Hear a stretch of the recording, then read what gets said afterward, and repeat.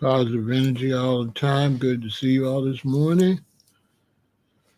Health is wealth, so take care of yourself. Good to see you. XYZ. Here we go. Early morning. We're going to talk about how your health affects your wealth. We always hear that health is wealth, but we don't hear about how bad health is not good for your wealth. So we're going to get into that. Because bad health is definitely not good for your wealth. Not at all. It can cause some serious problems when it comes to your money.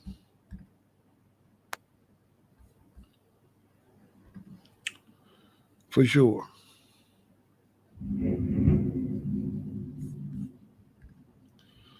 It can definitely cause you some problems. We're going to talk about that.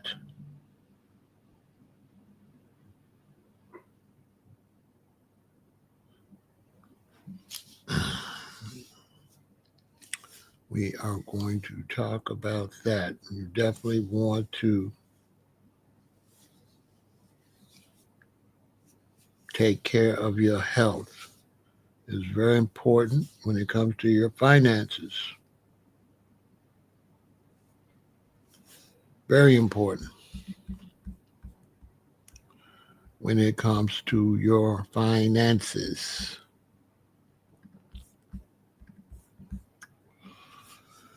Good to see you, April. Good to see you, Dexter, Quaylen.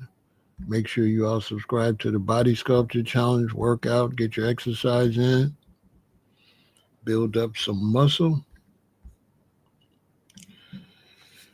Like, share, and subscribe to the channel.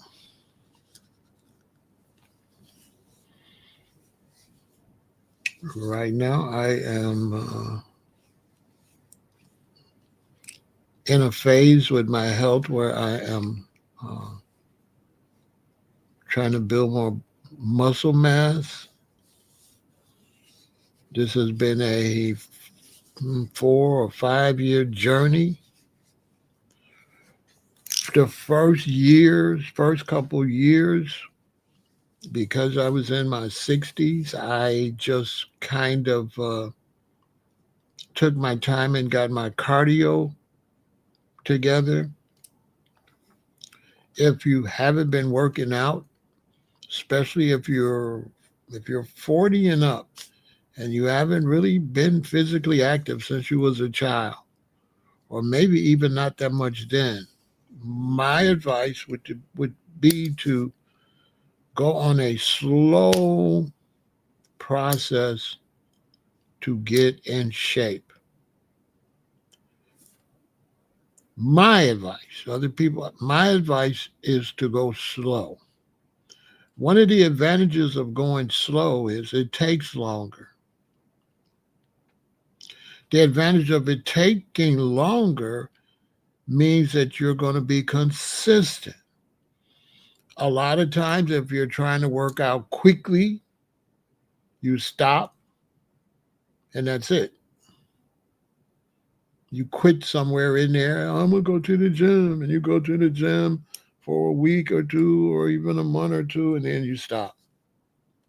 But when you put it into your mind state that this is a 5, 6, 7 year process, that allows you to feel like you never really quit, because it's just year one. So that allows you to stay on the horse. That allows you to get off the horse, but not mentally be off the horse, because you've put a timeline on it. And that timeline, see, psychology is everything. So that timeline is what's going to keep you going. So let's say it's year one and you work out January, February, March, April, May, June. Let's say July, you kind of fall off. But you're already looking at a 6-year program. So you're going to feel good about working out that year up to July. You're going to look at it like, well, I got to start. And then whenever you go again, it's not going to be like you're starting over. It's going to be like a continuation because it's not based on that year. It's based on 5 or 6 years. So that'll mean, you got 6 months knocked out. You got to start. You got 5.5 years more to go. So this is what I've been doing psychologically.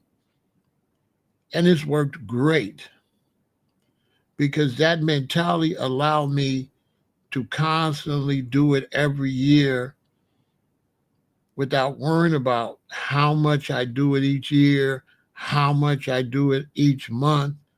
I'm looking for yearly results, not, a couple weeks results. And so with my age, what I didn't want to do, I didn't want to put any stress on my heart. So I went slow as an introduction to my heart. Okay, heart, I know I'm 60 something years old. We're going to do a little light workout.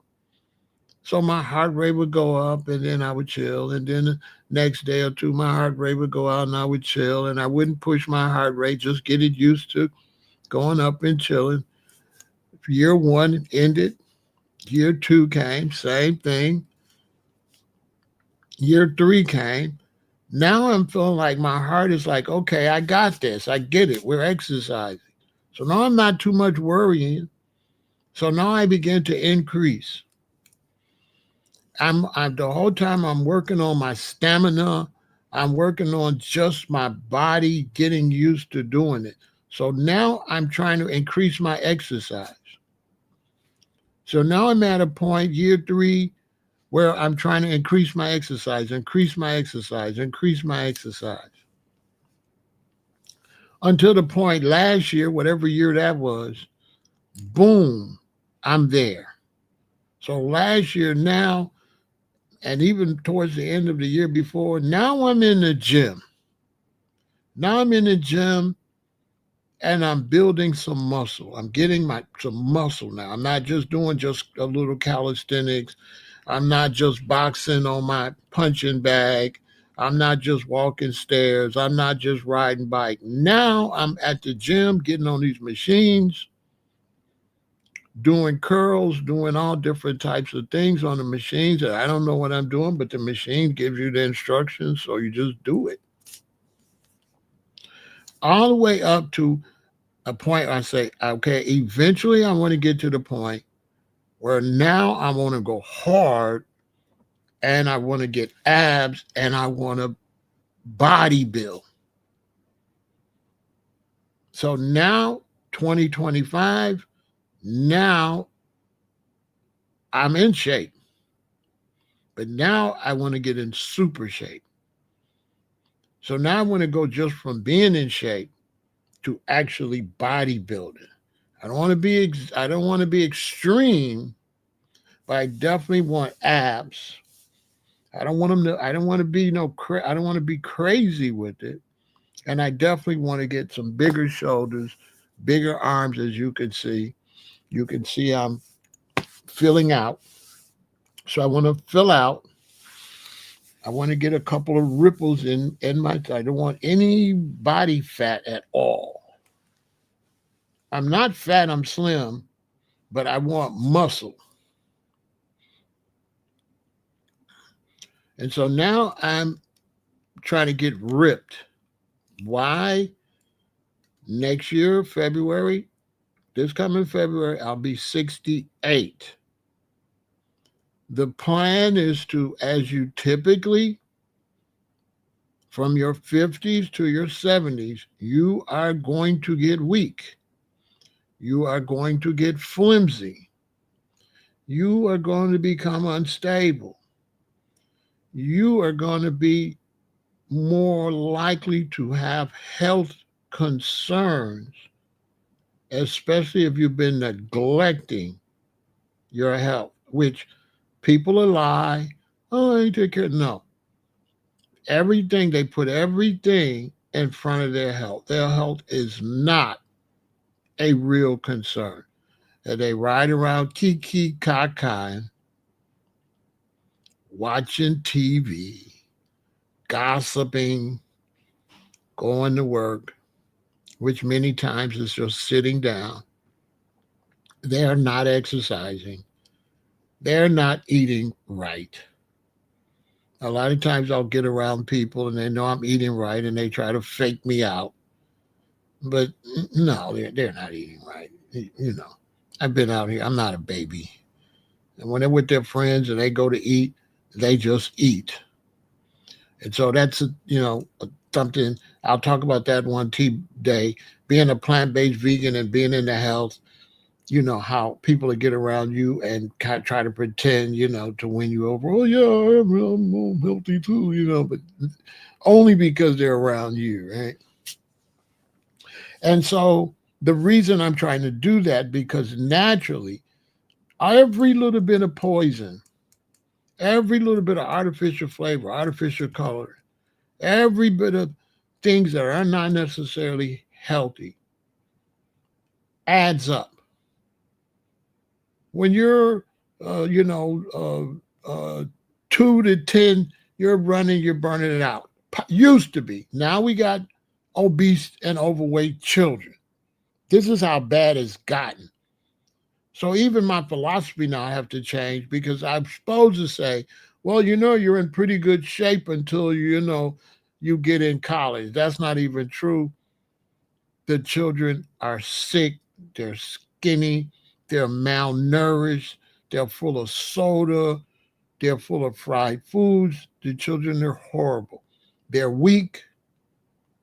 The children are weak. The only children we got to have any type of physical anything are the ones that's playing sports. The rest of the children are just sickly, weak, overweight, have no muscle, psychologically, don't get along with people because we've only got a few children, so they don't have people skills. But my point is that by the time you get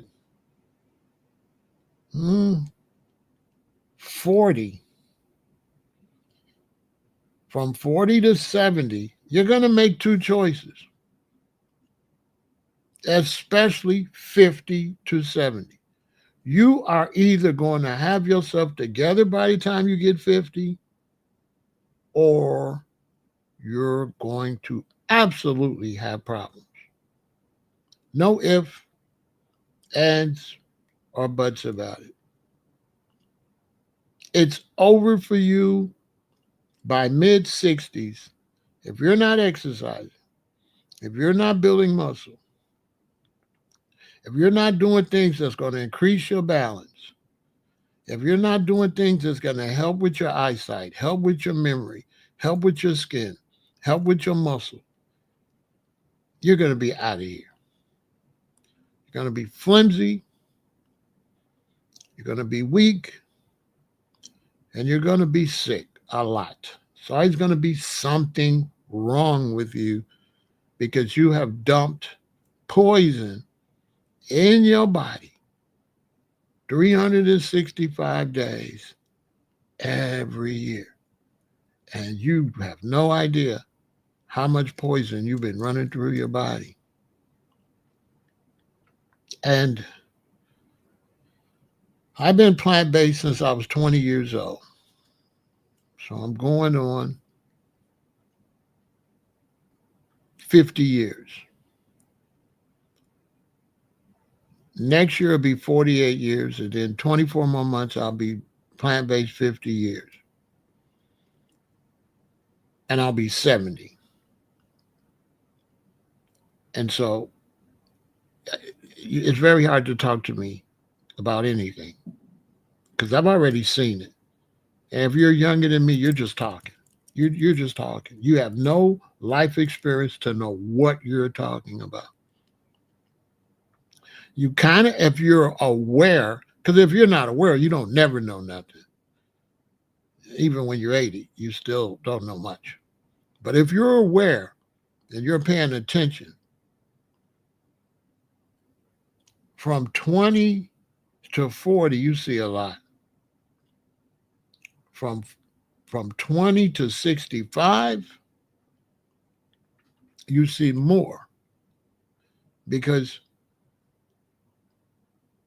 if me and you are 10 years old and a bunch of children, I'm a boomer. So if I'm 10 years old with a bunch of youth, I'm a living experiment. So now when I get 65, I can look at the youth I grew up with and I can absolutely tell you the results of what we've been eating and what our lifestyle. You can't tell me nothing. You can't tell me absolutely nothing, zero, nothing about the health of Americans, period. If you're, especially if you're not plant-based, you're not trying to exercise, and you're not in your 60s, late 60s, why would I listen to you? Many children I went to school, many people I went to school with are unalive. They are no longer alive. They are no longer alive. Many people I went to school and grew up with my age have serious health issues. Serious. It's so bad that even friends and relatives my age, when I get around them, you can see they ain't doing so well.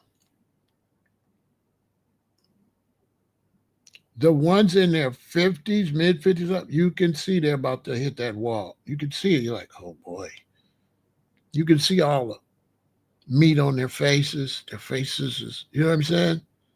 Your head is not really that size for real. That's toxins and bad food. The reason your head swell up like that. Your head's not supposed to be that big. Your head's not supposed to look like that. And then it goes from the face, then it goes all into your neck. You got all this stuff. And then that stomach is there. The women, they got all these ripples under there that they can kind of hide in their 40s. But if they don't take care of themselves, by the time they get in their 50s, go to their late 50s, she's got all these lumps. She's got these girdle-like things on to pull it all in. She's wearing clothes to pull it in so she still kind of looks smooth. This is wrong. At the hospital here, at the hospital there. This hurts, that hurts. This is wrong, that is wrong. That is wrong. This is wrong. Hospital visit, hospital visit, hospital visits, hospital visits.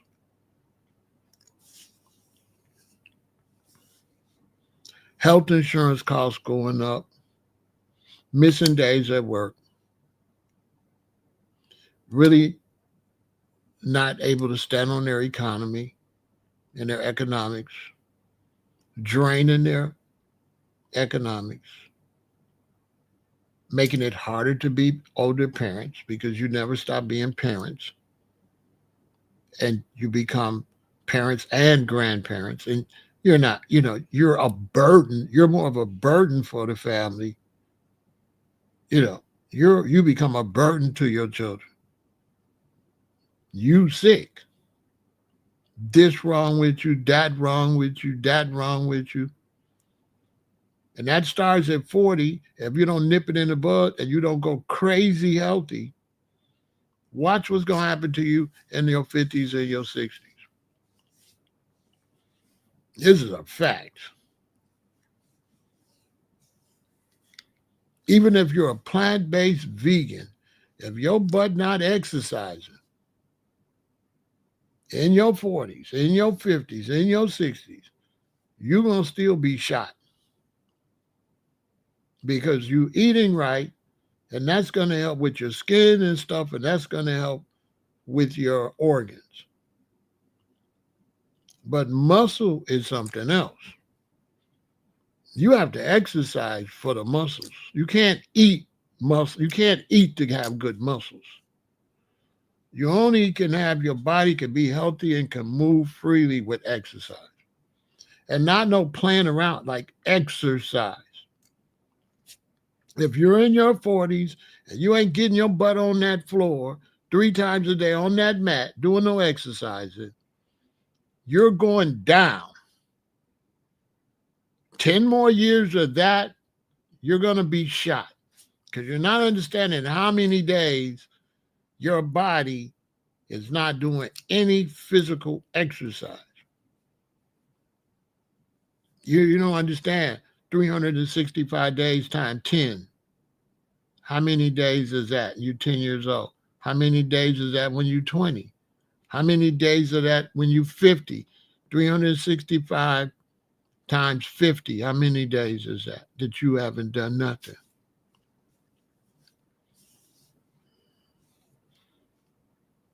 And so I got friends that are chasing money. They're passing away. I got friends that's chasing money, and because they didn't set a good example, they're passing away and leaving their money to their children who are passing away, who are sick. Because when you pass these bad habits down,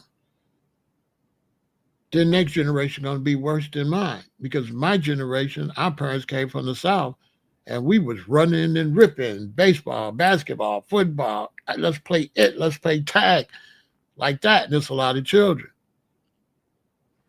These children now is weirdos. No physical activity. They might get on a team at the school, but this weird group. They didn't want to have no babies, so the children never really had nobody to play with. So the children is like nerds. They sit around watching stuff. The little boys got cards, and video, their fingers are in shape. But the younger generation, when it comes to physical activity, it's horrible. It's horrible. This is the downside of not having babies. The less babies you have, the sicker your baby's going to be because they're not having any activity. They don't have nobody to play with. You can't play it. You can't play tag. You can't play hide and go seek. There's only 4 of y'all. So your kids end up being some weirdos. No interaction with other children. They don't know how to interact with people. The first time they get around a bunch of children is not till they go to school, where they supposed to have been around a lot of children like that in the neighborhood. But now you got to take all the few children and put them together in the school to have a bunch of children. That's their first experience being around a lot of children. Well, when I grew up, as soon as you went outside, you was around a lot of children. You didn't have to wait till you go to school. You had to wait till you go to school. It's 20 or 30 kids on the block. Not anymore. Not to mention you want to move into these weird houses out somewhere. They have a big house isolated, and you go out there, all you see is grass and houses. You don't see any people. Like, it's like hell. That's another video for another day. And so now you got this elderly group that grew up the Fruit Loops and Tricks groups and the Kentucky Fried Chicken era, McDonald's in that group, the barbecue a bunch of meat group, and now they're 40, 50, 60, the sick as a dog. They're so sick. They are so sick. Their medicine cabinets is full of stuff. They take so many pills. And so there's like this facade. So, you get around your friends, they got their clothes on and stuff, trying to look normal. But if you go to their houses and you go to the bathroom, you open the medicine cabinet, you see the secret. They're on mad medications. there, and by me being a plant-based vegan, you're real sensitive to health. So I could sit around people. I could tell you don't feel well, but you're trying to play it off. I could tell. I can see when you stand up, you, oh, I can see all that. I can see, wow. You know, I can see like some of my friends, when they stand up, they can't really walk well. They're always in the hospital for this, for that. Sometimes they don't go into specifics, what they're really specifically in the hospital for. I got one friend, we went out to eat, and when he pulled his pants back up, he had all these big old veins like in his legs. I had never seen nothing like that before. It was like these big veins down by his ankles and up. And I was like, what the hell is that? You know what I'm saying? Like, what is wrong with him? You know what I'm saying? Why he's got these big old veins sticking out his legs like that? I don't even know what that is. And so now your health begins to mess with your finances. Like another person I know just passed away. They have to cremate. People don't have enough money to bury their loved ones. Cremation is big now. Lots of people they're not having no funeral. They're not having no funeral. They're getting cremated. Can't afford it. People cannot afford to pay for caskets and burial plots. They're getting cremated. Somebody I know just got cremated this past week. Why? Ain't nobody got no money. The health care of this person was in the hospital for a long time. And I know what it costs for them to be in the hospital, a vegetable like that. They was in the hospital for a couple of years.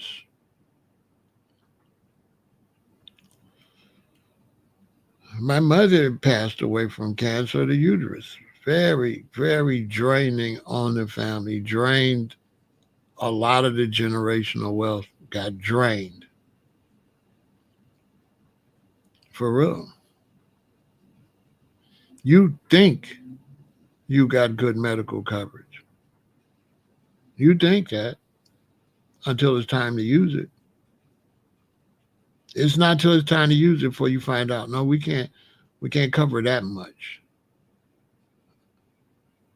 Out of that 100,000, we could pay 40, or we could pay 60, but that other 40,000, you gotta come up with it. Well, no, we don't pay the whole 100,000. Ask somebody. You have to be rich already and have put lots of money into health insurance, and you're basically getting your money back that you put into it.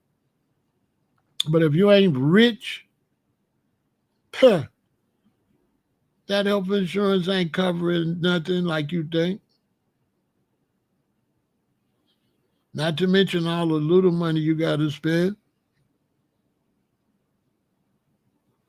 It's probably varicose veins. I mean, it looks horrible. I don't know what's wrong with him for him to have that in his legs like that. But it's definitely from eating trash. Because I know my granddaddy was in Alabama. I ain't never seen nobody with that back in the day. I ain't never seen no young man with nothing like that. These things that young people getting now, nobody used to get that back in the 60s and the 70s, the older people. The only thing older people used to be getting is sugar, which was diabetes. And they would put them in a bed in Alabama in a room, and their whole foot would be black. And I think they would just let them stay back there until they passed away. They wasn't doing no amputations. They wasn't doing nothing. These are people in the South. What health insurance? They work on farms and stuff like that. They ain't got no health insurance. That's new stuff. We live in a world where you could pay car insurance and have the car stolen. They could drop you from the insurance policy after you paid them. They don't even have to honor the policies. That's a whole nother video. And so now people are losing their shirts off their back because of health. I know people getting fired because they get sick too much. They can't come to work. They fire them. I know people their health problems is draining them economically. I mean, wiping them out. These are people that said it was too expensive to eat right. Your health and wealth are deeply interconnected. Poor health can reduce your income and increase medical expenses, depleting wealth, while health enhances earning potential, productivity, and the ability to enjoy your financial resources. Financial insecurity from poor health can lead to more poor health outcomes, creating a vicious cycle. How poor health harms your wealth. Reduced earning potential. Chronic illness or poor mental health can limit your ability to work, leading to less consistent employment and lower income. Increased health care costs. Medical bills, especially for long-term conditions, can deplete savings or lead to significant debt. Financial instability. Individuals in poor health are more likely to lack savings and face financial hardship, which can further worsen their health. How good health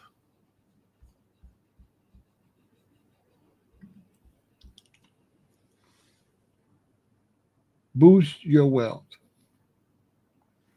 Higher productivity.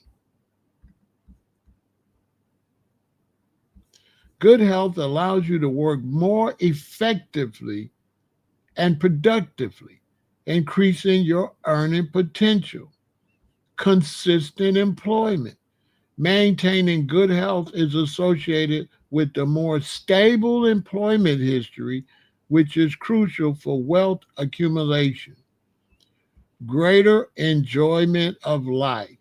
Good health allows you to actively engage in activities and enjoy the fruits of your labor and investments, enhancing overall well being and the quality of life.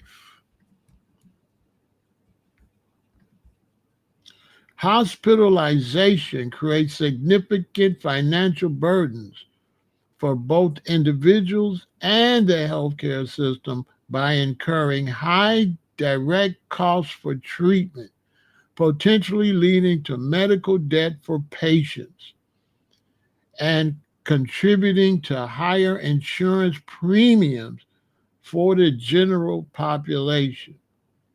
For hospitals, while patients' costs correlate positively with length of stay and overall expenses, complications or temporary harm during a hospital stay significantly increase the cost of care.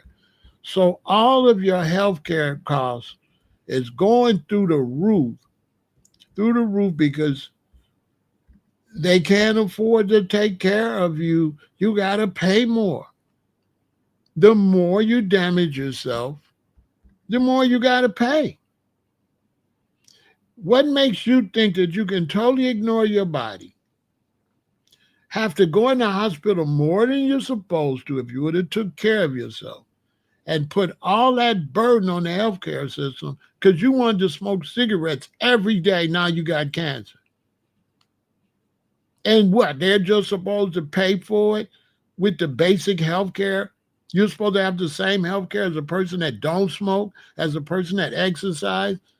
as a person that hardly ever has to go to the hospital and you got to stay in the hospital. And because of that, you're going to drive up the overall cost. And not a person that don't even have to go to the hospital, their healthcare going up. Why? Because they got to find some money to take care of all these people that intentionally neglected their health. And not just with eating bad, overeating, driving, drunk and driving,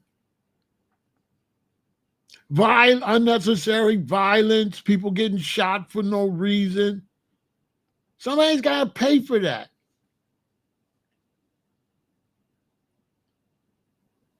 So all the people out there that you 300 pounds, 400 pounds, walk around think it's funny that you ate that much food. And now you want to say, don't nobody need to fat shame you because you want to say that people want to tell you to be healthier. You want to call that fat shaming. That's not fat shaming. Fat shaming is being disrespectful and stuff like that. I'd agree, don't do that. But at the same time, if you're big and overweight, when are you going to realize you have an eating problem, that you have a mental problem, that you are destroying your own body, and that it's going to cost you? I don't know what you think. I don't know. I don't know what you're thinking. Where you just eat and eat and eat and you're 250, 300, 350, 400. What are you thinking? That's going to cost money. You're going to end up bedridden. You're absolutely going to get sick. Absolutely. And you're going to get sick early. You're not making it to no 60 years old like that. The people I know that's obese, that's 60, they're in wheelchairs or those little things you drive around. They got tubes up their nose. They got oxygen tanks. I got a friend, he's around, he's a few years younger than me. He got sleep apnea because he's got all this stuff, all this fat on his body. Call himself a Rasta. I said, you impostafarian.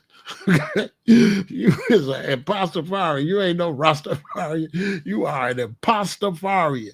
Because all you do is eat pasta. You know what I'm saying? You eat pasta and you are impostafarian. Boy, you that big like that? You got to have an oxygen tank when you go to bed? Who going to pay for that?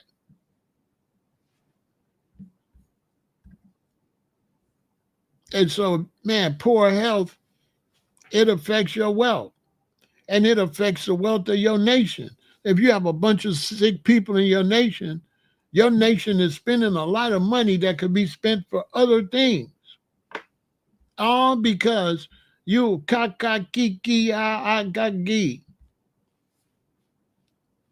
And that's why I don't really like a lot of giggling and I don't like a lot of kakan and kikiing because I feel like we don't have ourselves together. Y'all having a lot of fun for some people that ain't got yourself together. You constantly trying to have fun. You don't want to cancel the fun now so you can have more fun later. You rather have fun now. You rather laugh now and cry later instead of work now and laugh later. It's sad. And, at my age, I have to see it time and time and time again. Amputations. I have to see people go get amputations. You actually watch them be from a normal person to this overweight person to a toe cut off, then a foot, then a leg, and then they pass away. And they pass away still drinking a big old large soda from McDonald's.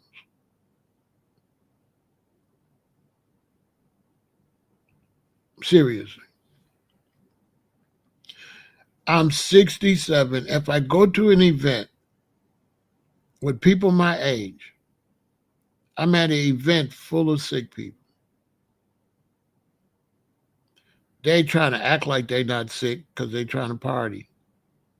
But I'm at a blood high blood pressure party. You know what I'm saying? They all sick. If I meet a woman my age,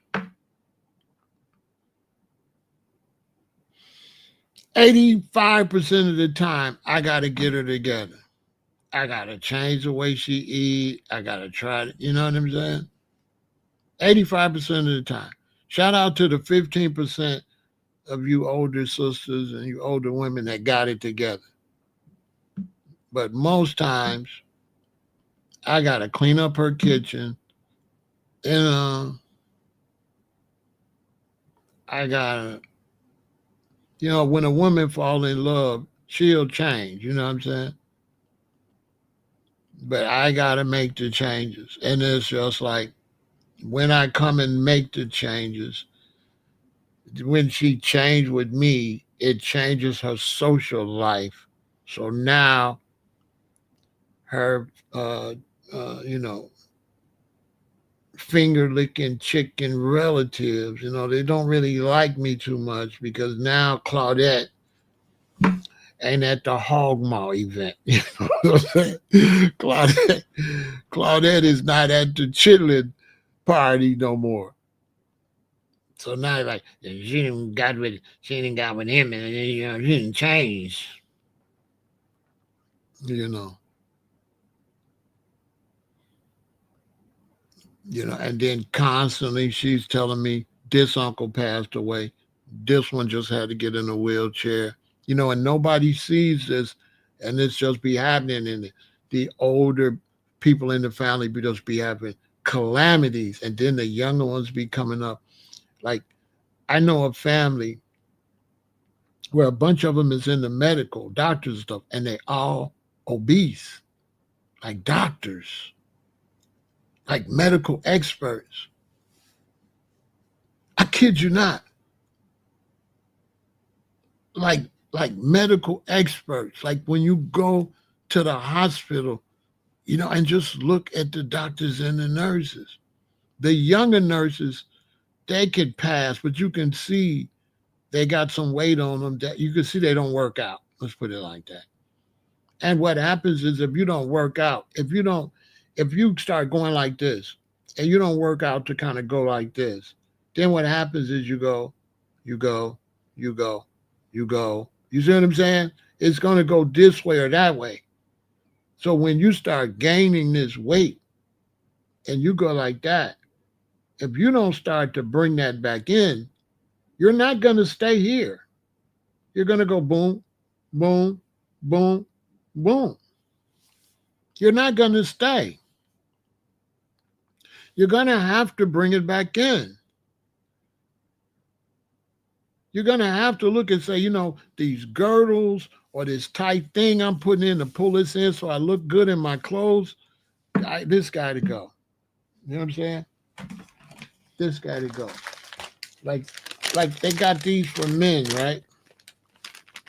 Because I like to keep it real. I don't want y'all to think I'm just talking. I'm keeping it real. So they got these for men. And these are like these shirts that helps pull in the fat, right? So that when you go out, you don't have that belly hanging, right? And men are putting these on under their clothes. So, they don't have, all of this. You know what I mean? Right? Now, the reason I bought it, you can see it has like extra. The reason I bought it is because I'm using it, right? See these? See this what helps pull it in. The reason I bought it, because I'm trying to get abs and I'm using it for posture. I'm not using it for my clothes because I look fine in my clothes. I'm using it for posture and to sweat So I'm using it when I'm doing calisthenics and I'm trying to sweat. I'm using it for posture and to burn more belly fat and more waist fat while I'm exercising. I'm not using it to wear under my clothes. But this is what they buy them for. They buy these. You see the lines down the middle? That's what pulls it in. They're nice, but I'm saying to the brothers and the sisters, just don't pull it in. Get rid of it. Get rid of it. Get 3 of them. Get 2 to wear in public and get 1 to wear and get your butt on the ground on the mat and work out. Get 1 for working out. So it'll pull you in and you're working out and you got great posture. Yeah, these are sweeping across the nation. This one is a small because I need it as tight as possible because I need posture. And I'm trying to use it to, I got a sweatsuit too. But this is going to be better than a sweatsuit. In some cases, I put this on, I put my sweatsuit on top of it, go bike riding and whatever. When I take it off, it'll be soaking wet under here. But I'm not going to put that on under no shirt to go out because I'm not sloppy like that. I'm not sloppy, so I don't need that up under my shirt.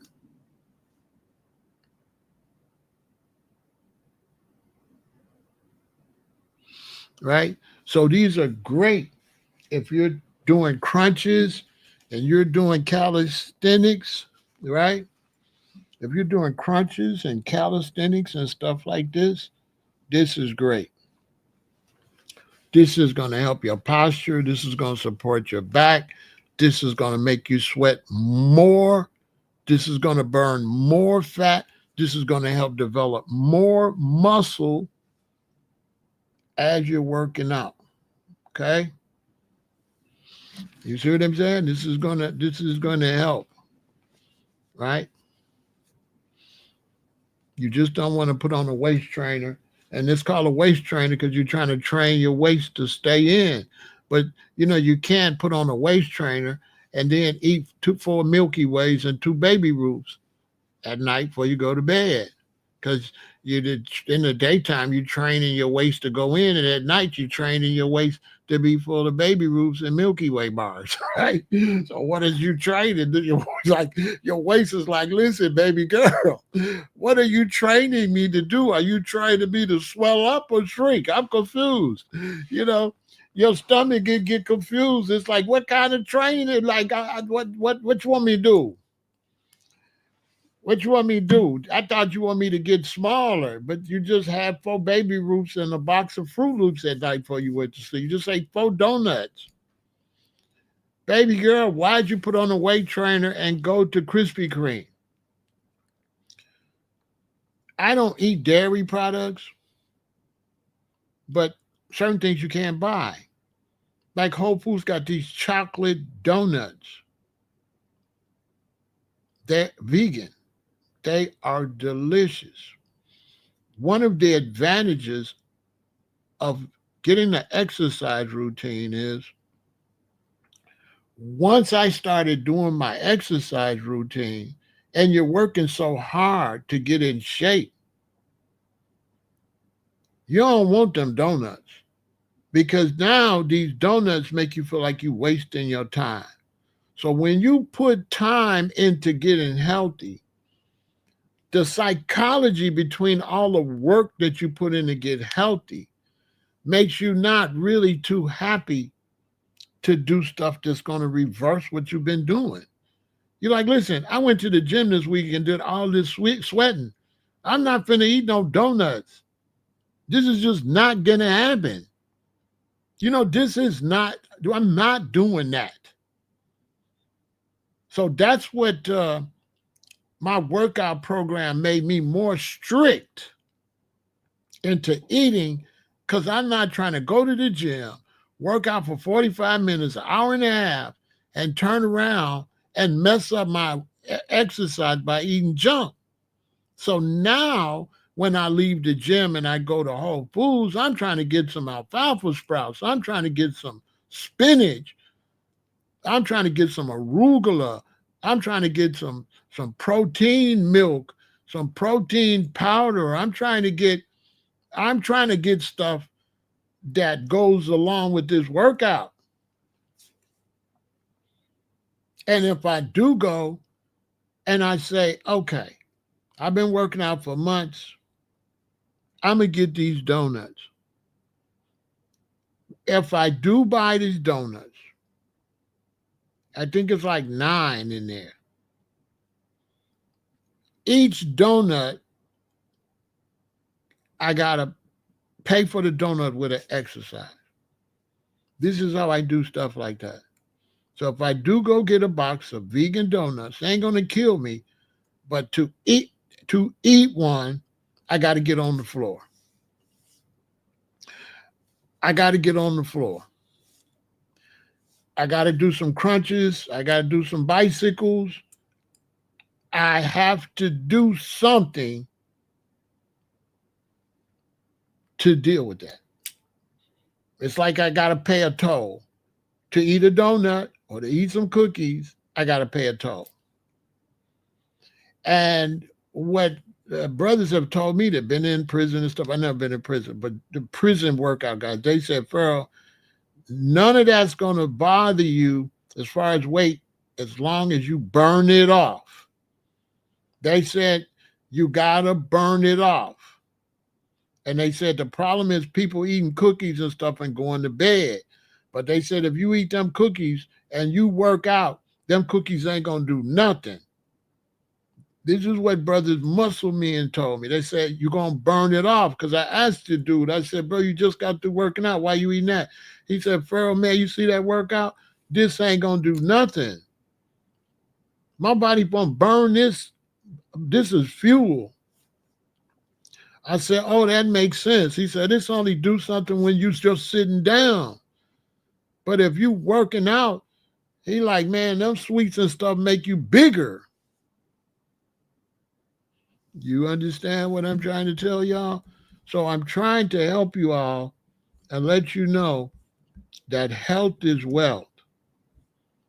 But poor health affects your wealth. Okay? Absolutely, it absolutely does.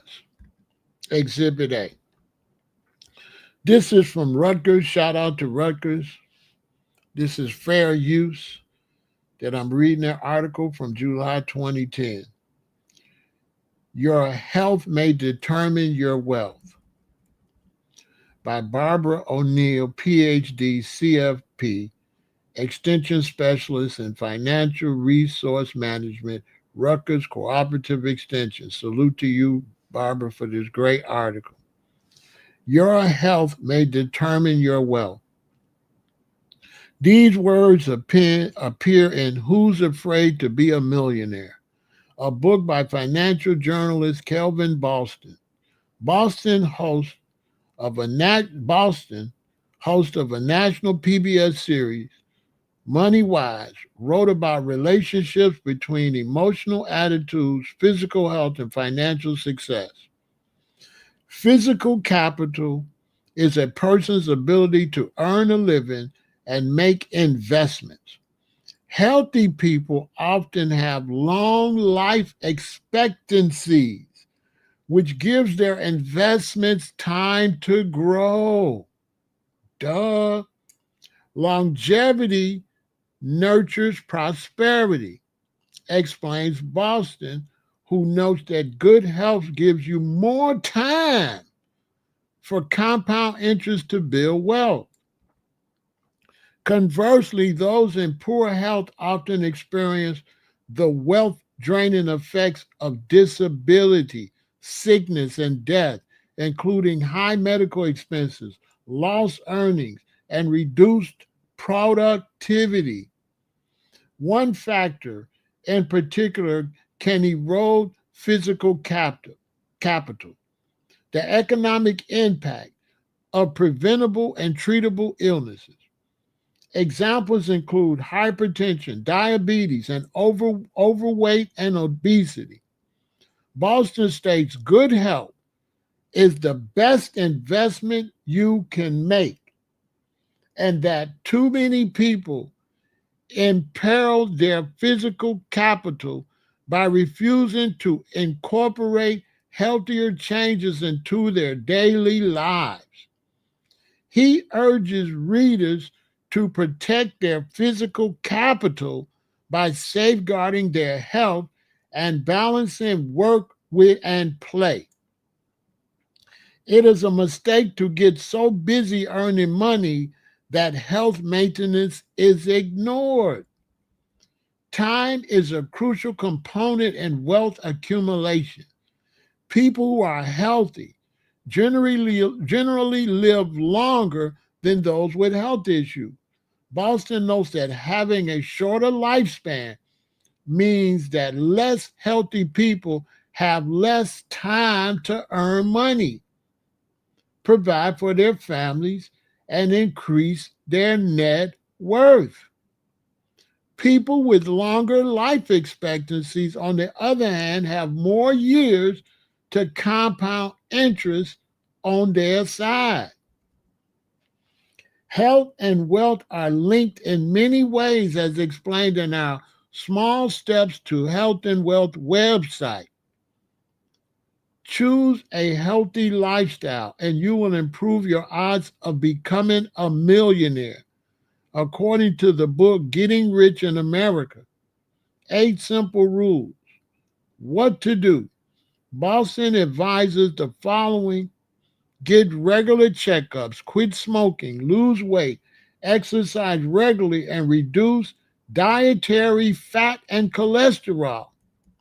There's no better example of the building effects of a long and healthy life than the story of a retired northern New Jersey teacher who gave nearly $1 million to local organizations and charity in her will in the early 1990s. Her story was noteworthy, not just because her generosity, but because she was able to accumulate an estate of more than $3 million on a relatively modest teacher salary. She was literally the millionaires next door, and nobody in her community knew it. In retrospect, the story was not as unbelievable as it first seemed. First, she was by all accounts an astute investor who bought and held quality stocks. She also saved for retirement in the tax deferred 403B savings plan. Finally, she died at 91 and had 7 decades of compound interest as an investor. Had she lived until 65 or 70, a shorter lifespan would have substantially reduced her fortune and charitable bequests. Want to become a millionaire? Take good care of yourself. That's right. Eat right, exercise regularly, and get regular checkups and screening exams. By doing so, you'll increase the odds of living a long and healthy life. Couple good health habits with regular investment deposits, tax advantages, retirement savings accounts, and compound interest, and you'll be well on your way to a financially secure future. You can get no better advice than that. The longer you live, like for an entrepreneur like myself, the more shots you get to shoot business wise to strike your goal. Period. If you take care of yourself, you can start a business at 60 and be a millionaire by 70. And your 70 be like they're 40, like me. My 67 is like most people's 37. Facts. I don't have a typical 67. I don't feel like that. I don't feel like the average 67-year-old. That's a fact. I ain't on that type of time like that. I'm not around here. I'm not doing all that. My last doctor checkup was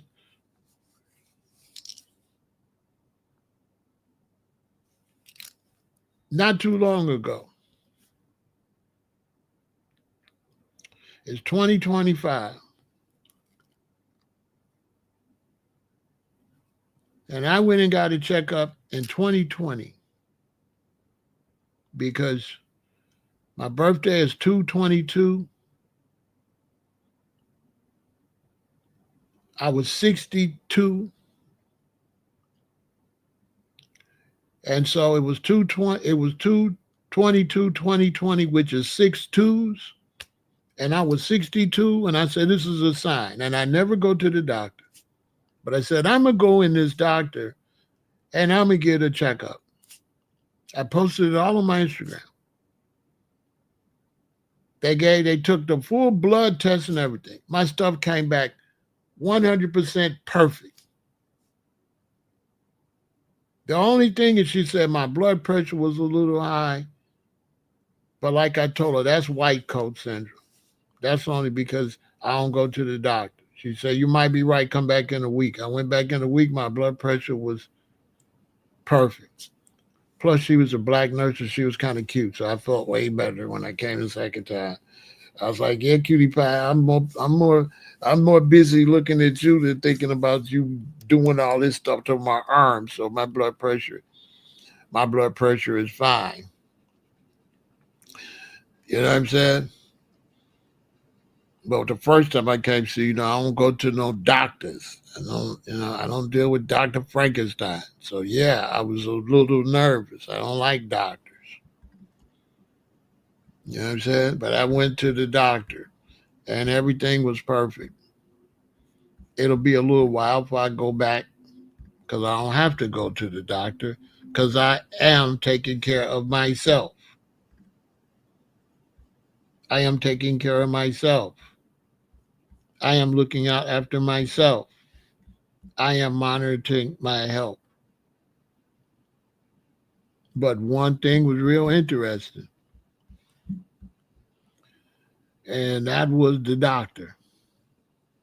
And the doctor helped show me I was on the right path. And when I seen the doctor, I wanted to make him sit down and put something in his mouth and find out what his blood pressure is and put the stang on his and listen to his heart. Because when the doctor came in there, I had to take a picture. This was the doctor. This is when I went there. I don't be lying. So this is when I went to the doctor when I turned 62, 5 years ago, on my 62nd birthday, and it was 6/2s. And he got a whole truck tire around his waist. This the man that gonna give me health advice. Now I could have knocked him out, okay? And that's the doctor, and I could whoop him.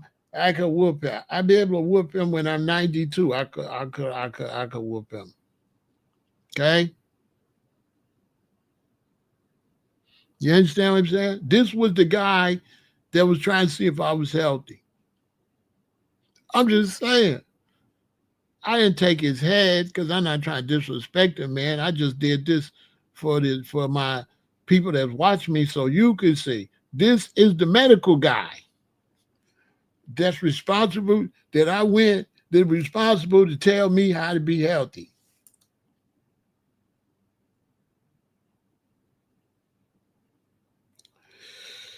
That looked like he swallowed one of them rubber duckies that the kids play with at the pool. And he swallowed it when it was blew up. It was blown up and he ate it. And it went in there and said, poof. You know what I'm saying? What? This is the medical guy. This is the guy. This is the person going to send you to get a prescription.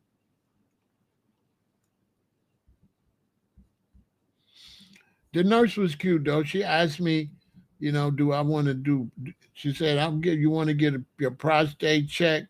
I was like, See, I missed the other time. We don't do it like that no more. Okay, all right. I got toxic masculinity. I thought you know, I thought you was trying to LGBTQ me. She said, no, we don't do it like that. We just do a blood test. So she gave me a blood test. Okay, your prostate is fine.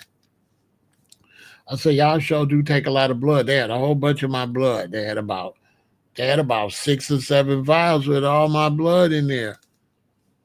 I said, trying to make sure that I'm healthy, don't look too healthy. Like, y'all need all that blood. I thought I was coming to the doctor. I didn't know I was going to see Dracula, or Count Yorga. Like, where am I? Am I at the doctor's office? I'm in Dracula's house. What y'all doing?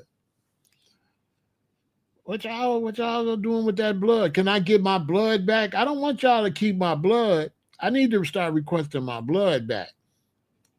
Now that I think about it, whenever I go back to the doctor in about, let me see, when should I go back to the doctor? I'll go when I'm 70. I'll go when I'm 70. I'll go back to the doctor on my 70th birthday. I don't know what time I got. I don't know what kind of blood I got. I'll go back to the doctor on my 70th birthday. That's 2.5 years from now. I'll go back to the doctor. And I will go back to that because I will be here. I'd be thinking positive. Right? So your health is definitely going to affect your wealth. You have to take care of your health. You can't take it for a joke. And I'll tell you something. When you take care of your health like I do, and your friends don't, and they get sick, it's not a na type of feeling. It's a horrible feeling. It's a horrible feeling because it's like they had the opportunity to listen to me, and it's horrible because nobody wants, when they finally do get sick and they get that real bad news. It's the worst. It's horrible. It really is. It's horrible.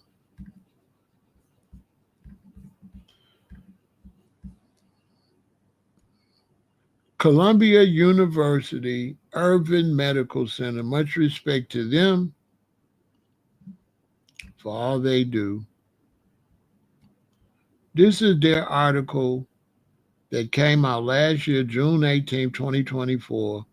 The link between health and financial well-being. Financial well-being can impact nearly all areas of your life, including your physical and mental health. Even an additional $5,000 per year can give you a measurably longer and healthier, measurably can give you a measurably longer and healthier life. So they saying an additional $5,000 per year, I don't understand what they're saying, can give you a measurably longer and healthier life, according to Peter Munig, professor of health policy and management at the Columbia University Mailman School of Public Health. Additional money adds up in terms of health and longevity. If you're financially secure with a retirement account that's doing well, you will probably feel more comfortable shopping at a natural foods market. And you might not take a side job or work overtime, leaving more time for exercise. Less stress, a good diet, and exercise mean that you will likely age more slowly than you otherwise would. So this is my first time reading this. And so he says if you're feeling financially secure, so that's what he mean an extra 5,000.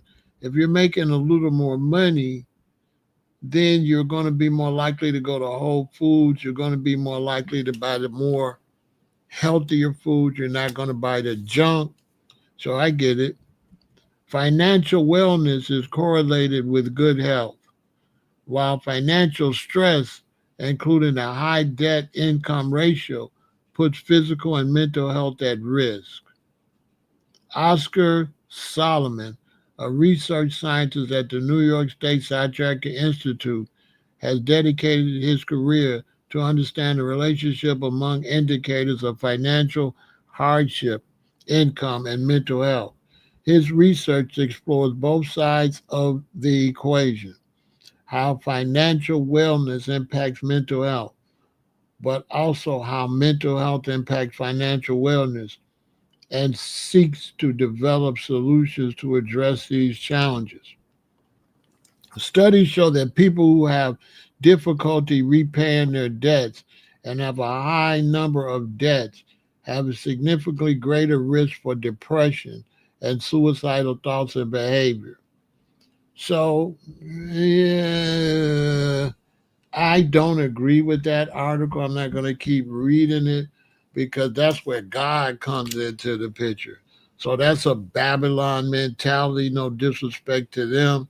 So that's a mentality, a Babylon mentality.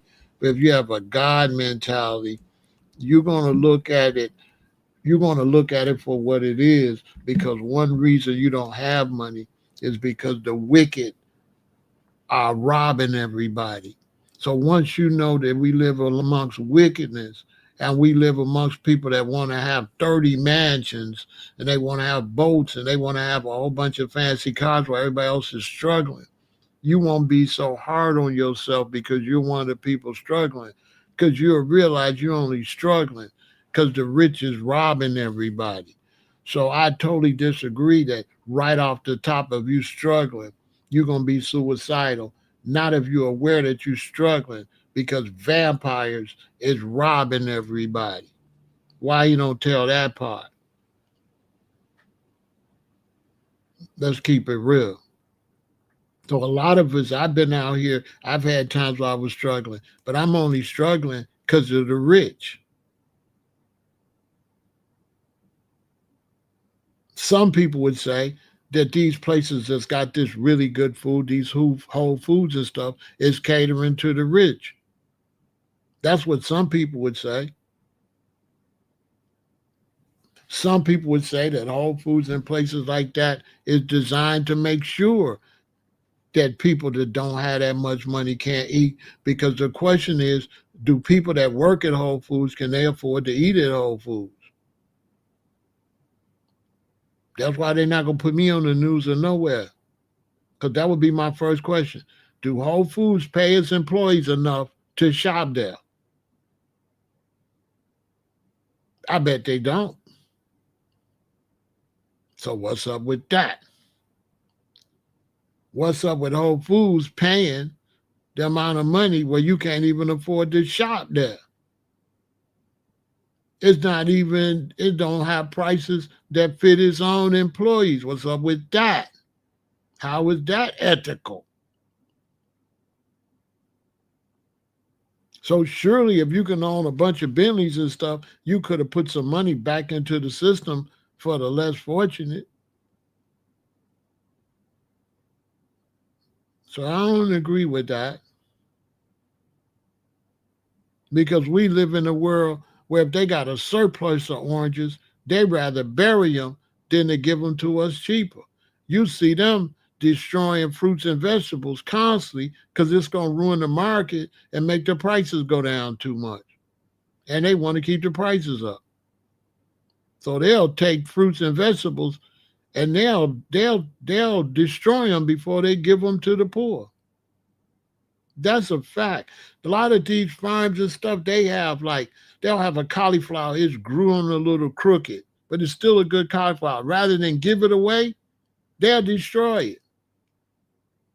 With all these people ain't got nothing to eat.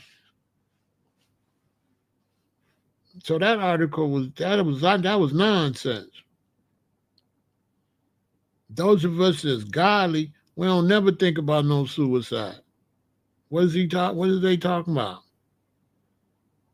We think about Babylon falling.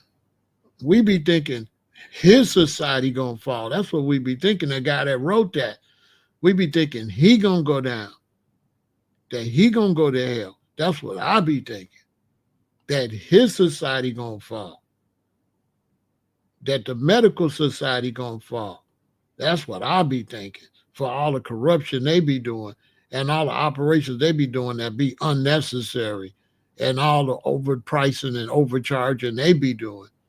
Because we have had people that give people cancer treatment, found out they ain't even had cancer. That one doctor, he was saying all these women had breast cancer. Come to find out they didn't. He took all that money, giving them chemotherapy and breast operations and cutting off their breasts and all that, and they ain't even had cancer. So that article, he don't know what he's talking about. He don't know what he's talking about. Talk about just get $50,000 more a month, you could be healthy. Man, pay us more than the sub-minimum wage and we'll be healthy. Stop it. Don't be underpaying people and then say the people got to make more money when you ain't paying on what they deserve to get paid and you taking all the money from the top. Why he didn't say that? Why he didn't say companies are taking all the money from the top so people are getting lower wages than they're supposed to get and they can't afford to buy good food? Why he didn't tell the whole truth? Like, man, get out of here. Get out of here. They can't never put me on no panel with none of that. So I'm shutting that down. That was a lie. That article was false.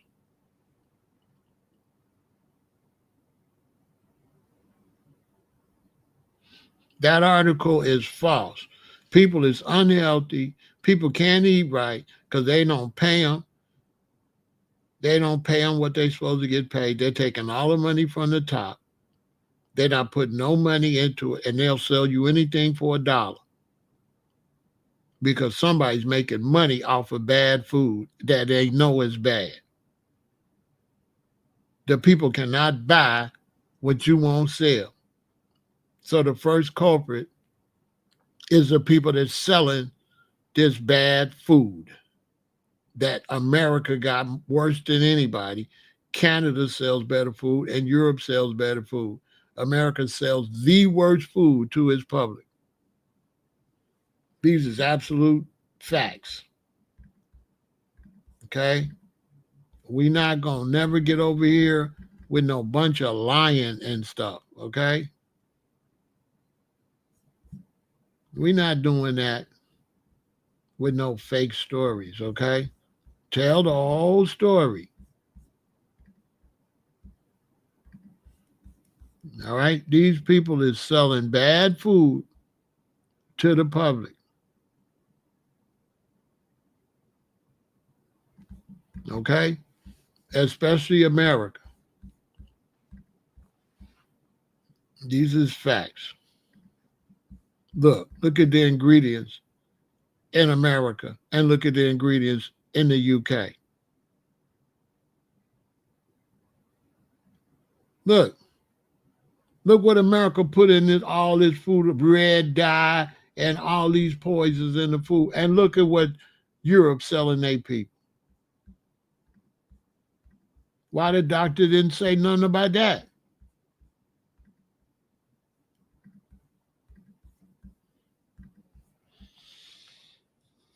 Why the good doctor don't talk about that? Look at our ketchup and look at their ketchup.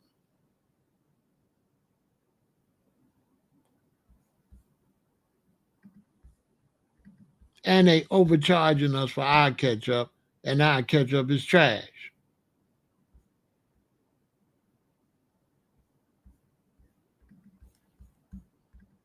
Come on, man. Let's keep it a Billy Willie. Come on now, let's keep it a Billy Willie.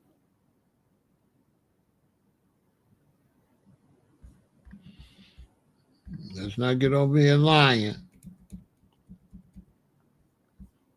Look,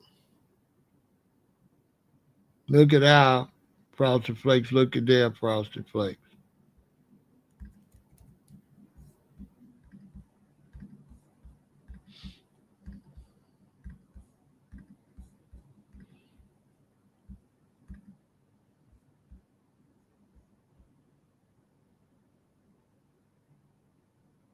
Come on, man. We not finna do that. We not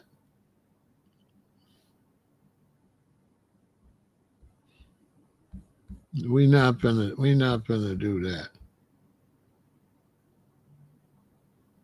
We not finna make up no. We not finna make up nothing. You know how we do over here, Vegan Intel. We keep it a Billy Willie. We gonna keep it a billion. We gonna keep it a Billy Willie. Okay, we not keeping it fake. We gonna keep it a billion. We ain't gonna keep it 100. We ain't gonna keep it 1,000. We gonna keep it a billion. We gonna keep it a Billy Willie. On my soul, over here on Vegan Intel.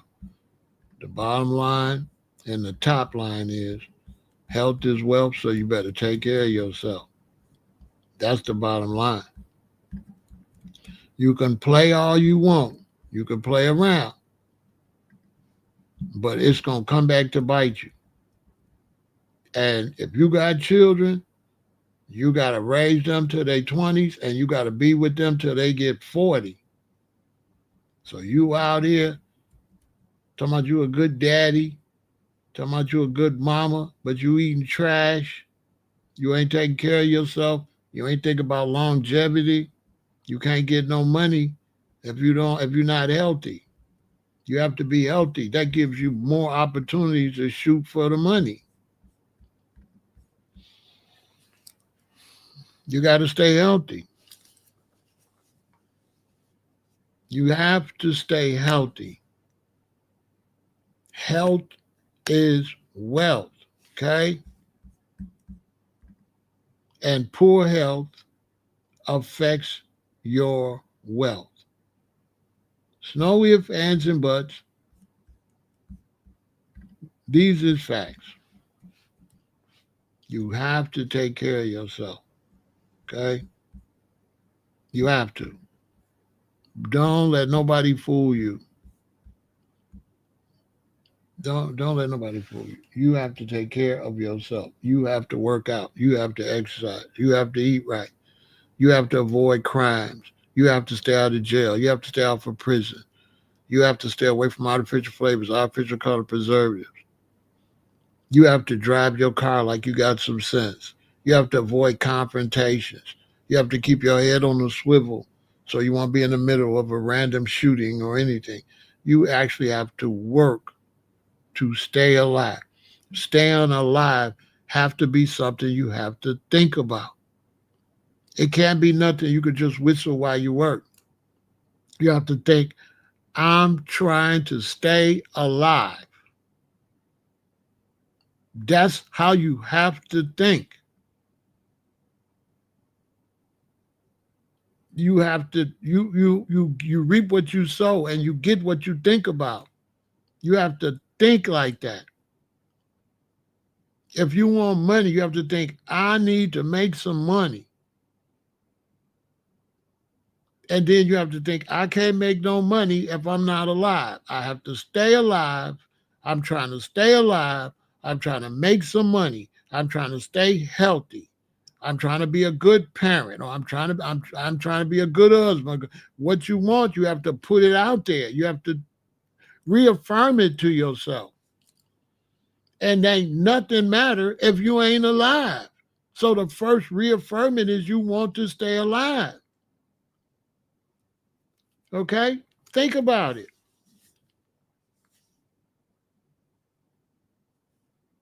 When we was kids, what we used to pray. Now I lay me down to sleep. I pray the Lord that my soul to keep, meaning keep me alive.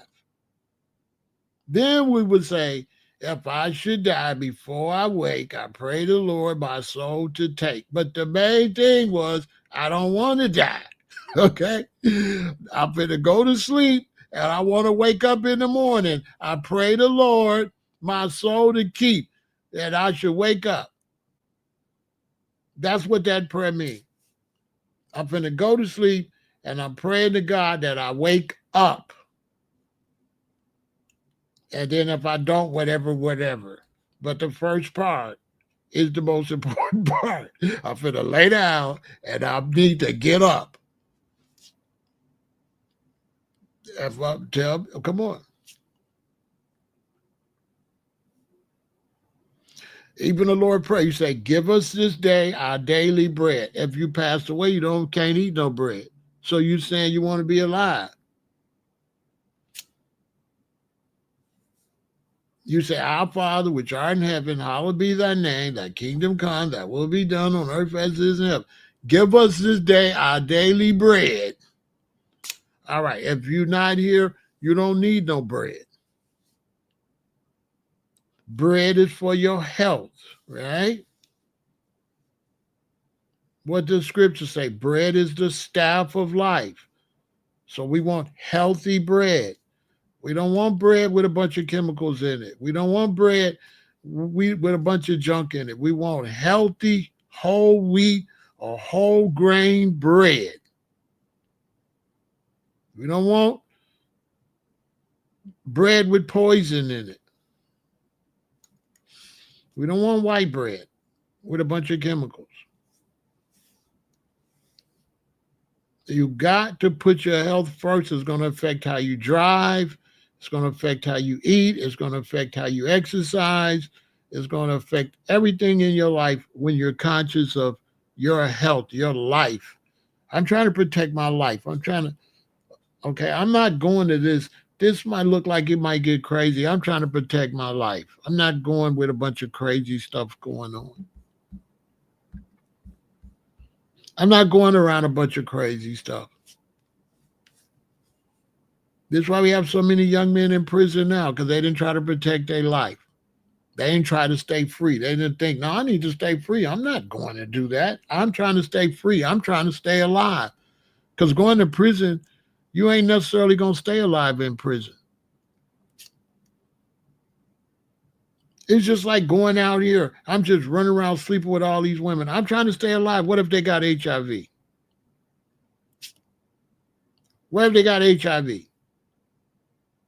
Gonorrhea, syphilis. What if they got something that can unalive me? I'm just out here willy-nilly. I don't know this woman from a can of paint. I don't know what she got. Baby girl, you cute and everything, but you got to go to the clinic. I need to see some test results on my soul. I don't like surprises.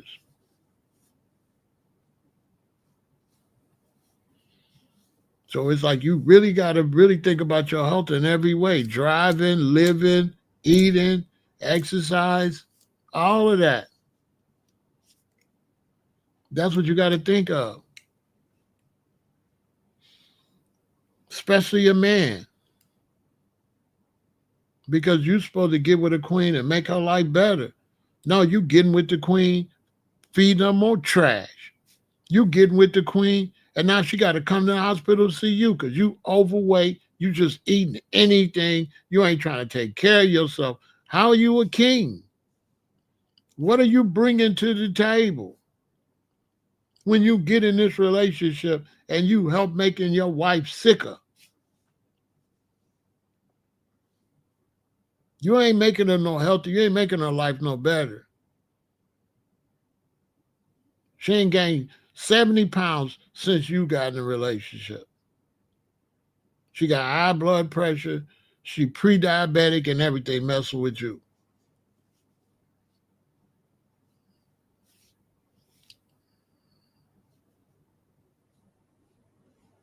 You be like these reverends up here, all big and swell up, don't even take care of himself, trying to preach.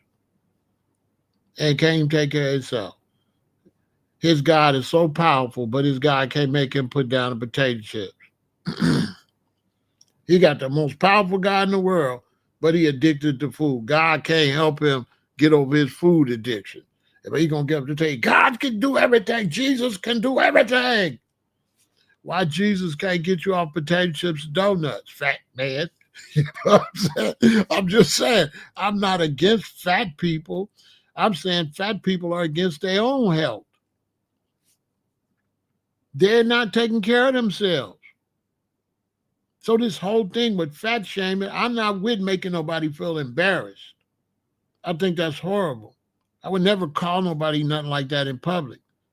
But for sure, if you was overweight and I call myself a friend, I'm going to tell you, bruh, or baby girl, you overweight. You got to lose some weight.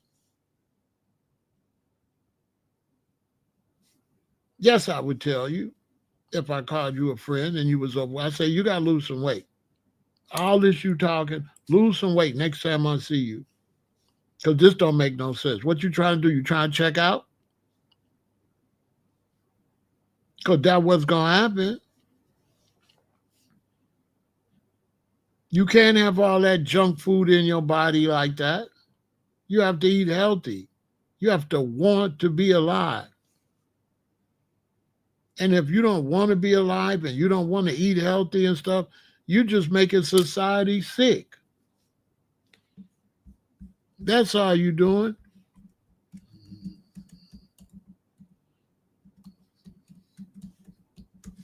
That's all you doing.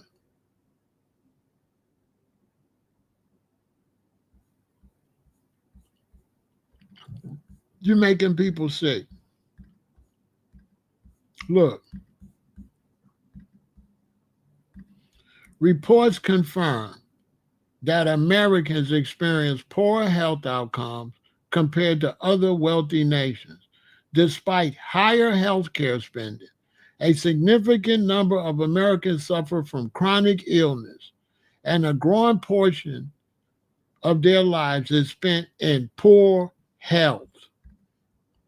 A larger percentage of the U.S. population is affected by chronic diseases, and these conditions also begin earlier in life. High prevalence. In 2023, approximately 76.4% of U.S. adults had at least one chronic condition, with 51.4% having two or more. This is an increase from 2013. Do you understand? 76%. That means 76 out of 100 adults had at least one chronic condition. That means 760 out of 1,000. 760 Americans out of 1,000 have at least one chronic condition, and half of 1,000, 500 people out of 1,000 Americans have two or more chronic conditions. Heart disease and stroke. These remain the leading cause of death in the U.S., accounting for over 843,000 deaths annually. Obesity. More than 40% of U.S. adults have obesity, a rate that has more than doubled since the 1980s. Obesity is a major risk factor for many other chronic diseases, including diabetes and heart disease. Diabetes. The Centers of Disease Control and Prevention, CDC, report that over 38 million Americans have diabetes, with another 98 million adults having prediabetes. Cancer. It is the second leading cause of death in the U.S., and over 1.8 million new cases are diagnosed each year. 2 million. diagnosed each year. Mental health. Mental health conditions, including depression and anxiety, are on the rise, particularly among adolescents and young adults. A 2024 study also identified mental health and substance use disorders as major drivers of Americans spending more years living with a disease. The health disadvantages is seen across many domains. Shorter life expectancy. Americans have a shorter life expectancy compared to people in other high-income countries. Higher prevalence to poor health. The U.S. experiences higher rates of poor health conditions and disabilities, even among higher income or more educated groups. Disproportionate impact. The health disadvantage disproportionately affects socioeconomically disadvantaged groups, but is also present among wealthy Americans compared to their counterparts abroad. Okay? Seriously, no joke.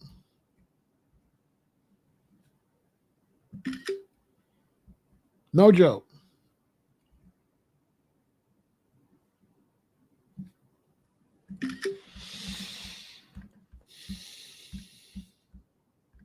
This is what's going on. And where is it going to go? It's going to go down, or what? It's going to go to epidemic proportions. And so, yes, you should not be, for sure, you should not be disrespecting somebody because they're overweight. You should not be trying to shame somebody. But if they're a loved one or a friend, you should pull them to the side and say, you, it's too big. You got to lose that weight. Like we used to do back in the 50s and the 60s. You need to pull your friend to the side and say, why is you so big like that?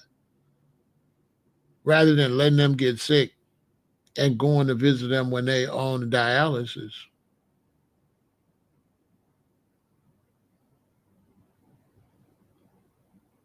Come on. Help your friends. Tell them, lose some weight, man. You need me to go to the gym with you? Or what? What's going on with you? Why is you just, what are you doing? Why aren't you taking your health more serious? You are not healthy. I don't know who's telling you you are.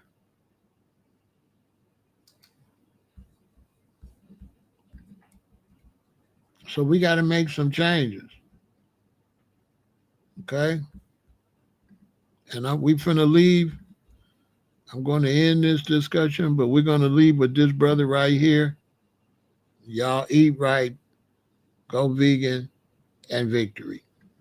I've been diagnosed with kidney failure, so it's been pretty tough for the last 3 months. They not able to work, got me on dialysis, got me on restrictions on how much water to drink. It's been tough. But I'm keeping my faith. I'm out here walking right now this morning, trying to get this weight off of me, keep my spirit going. You know, got dialysis tomorrow. Just trying to keep my faith. And I just want to give everybody an update on my health. And I just want to let everybody know, do not ignore the signs. If your body's telling you something, go see your doctor. I went too long, I ignored the signs. Now I'm paying for it. But God is good. He's going to restore my health. I'm working on it with him. He got me believing in myself. I'm just to change everything around, reverse this cycle, get this high blood pressure, this diabetes off of me, this weight. I'm already down like 30 pounds in the last 3 months. Of this dialysis and eating right and change your life. It's a new journey.